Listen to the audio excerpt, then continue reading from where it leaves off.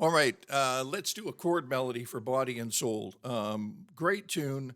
We did an analysis in another video. I would suggest you take a look at that analysis. One of the challenges with Body and Soul is, the key. I mean, we're in the key of D flat initially, but once you get going, it's like any other tune. I mean. Don't let the five flat scare you away. Okay, so we're just going to take the A section today, and the melody yeah. Here's the first chord, the two chord of D flat.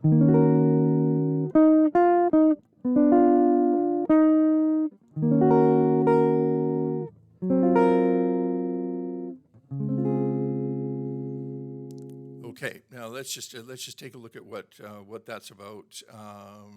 E minor, because I've got that eighth note rest. I just put the E minor down first, and then our melody, and there's a B flat not with a flat 9 to keep that melody note up on top. E,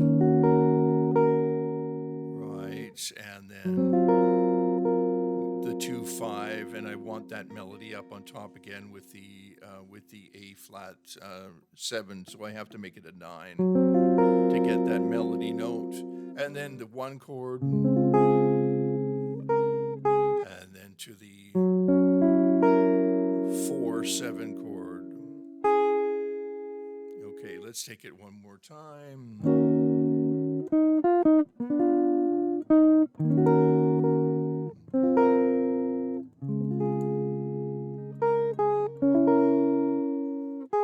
And then the F minor, where's the melody up on top? And then the diminished,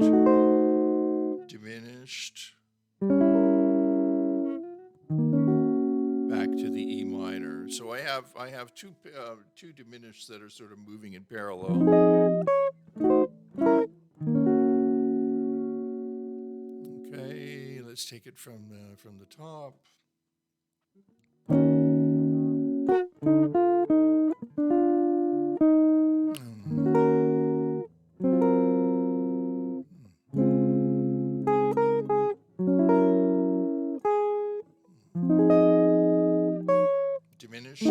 Diminish.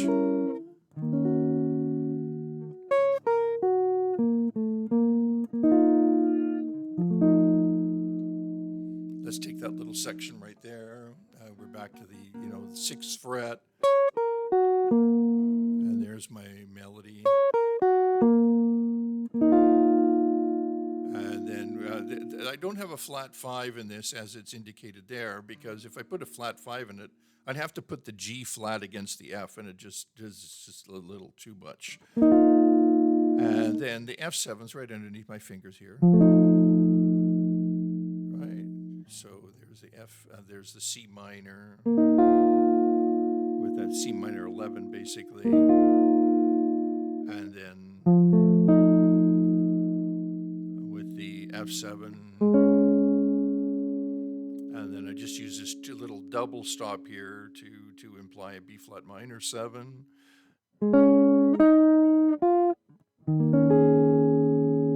There's my E flat minor with the melody on top, and then melody on top with the A flat 7, with the augmented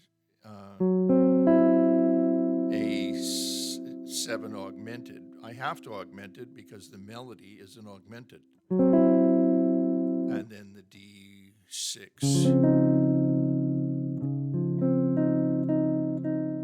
And then the turnaround is the B flat 7 flat 9. And that brings me back to the 2.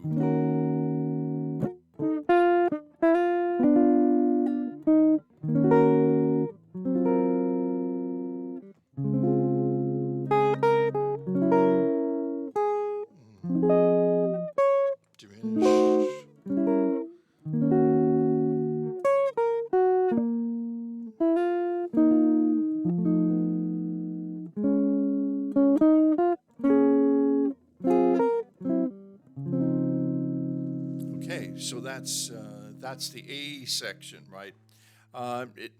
There are nice embellishments that you can do in this section. I mean, one that I sort of do is let me think. I'm trying to keep it as straight as possible, so it's nice and clear. But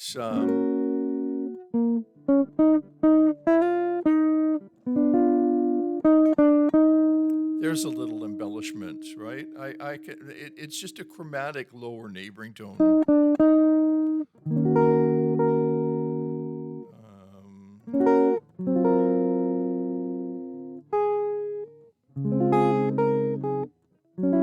Same here. Just a nice chromatic lower neighboring tone. There's nothing, nothing too fancy. And then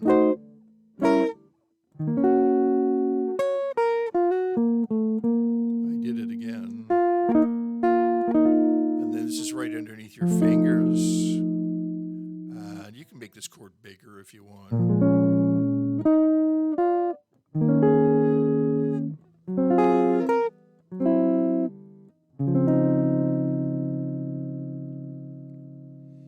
All right, and so that's the A section of Body and Soul. Um, I don't know about you guys out there. Like, there's probably a bunch of you that are way smarter than I am. I don't know, but it takes me a long time to work up a chord melody, a chord melody arrangement, because not only are you do you have to learn the tune, you have to internalize the melody, you have to have a firm grip on the harmony, what the chords are doing, but you also have to then take the chords and get that voice the chords so the melody remains on top, right? A lot of players, great players, play almost a chord for every single melody note. Personally, that's just not something that I like to do, musically speaking, because uh, violin players don't do it, alto sax players don't do it, and I sort of feel that there's a certain beauty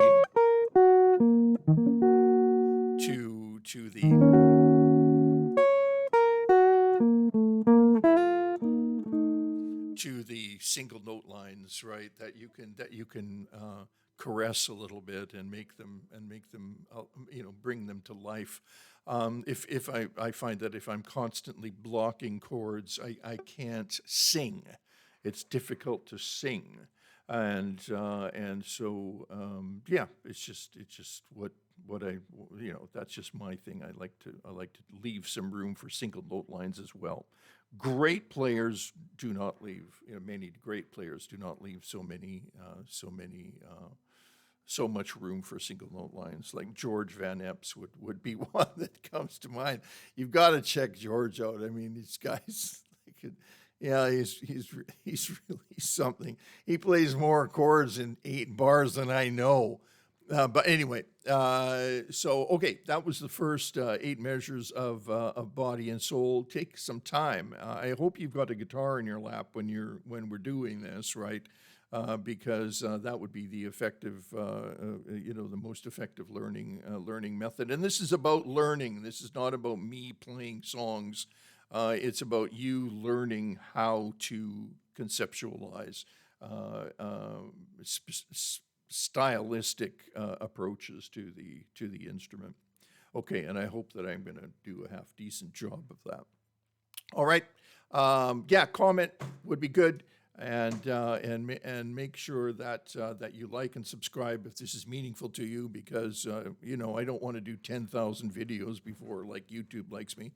And stay around for section 2. Right, we're going to do the second section of body and soul. I just find that it works better with this YouTube format because people don't stick around, for like a half hour lesson. Okay, maybe it's just me. All right, so thanks, and we'll see you real soon.